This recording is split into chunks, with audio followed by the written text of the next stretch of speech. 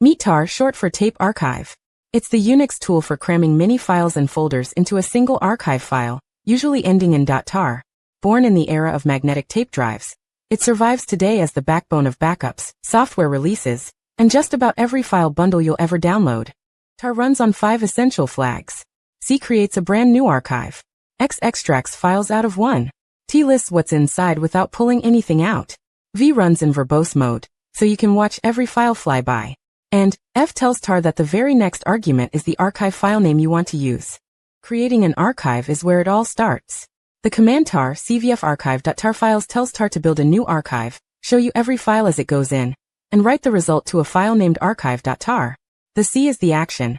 V is your progress report, and F is the pointer to the file name that follows. Before you unpack anything, peek inside with tar tvfarchive.tar. The T flag opens the manifest without touching your disk, and the verbose output looks just like ls, l, permissions, owner, file size, date, and file name all lined up neatly so you know exactly what you're about to extract. When you're ready to unpack, tar xvfarchive.tar reverses the whole operation, pulling every file back onto your disk in its original directory structure. Add C and a target path, and tar will extract into that directory instead of the current one, giving you precise control over where everything lands. Here's the cheat sheet. C makes archives, T inspects them, and X unpacks them.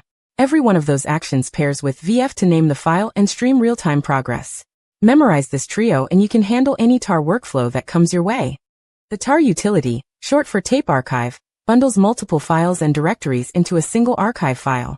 We will demonstrate its 3 core operations: creating an archive with CVF, listing its contents with TVF, and extracting it with XVF through real terminal output. First, we create a nested working directory using dir p/tmp/tardemo/a.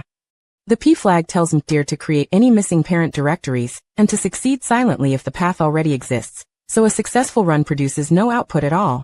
Next, we populate that directory with a small text file using echo-hyb/tmp/tardemo/a/f.txt.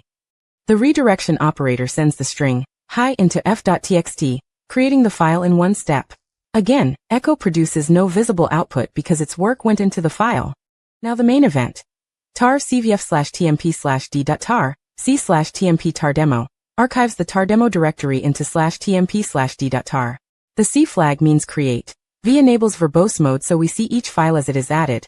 F specifies the archive file name. And C/tmp tells tar to change into /tmp before referencing the tardemo path. To verify what is inside the archive without extracting it, we run tar tvf/tmp/d.tar. The T flag tells tar to list contents. V adds the verbose details like permissions, owner, size, and timestamp, and F points to our archive file. The output shows both the directory and the file nested inside. Finally, tar xvf/tmp/d.tar, c/tmp extracts the archive. The X flag means extract.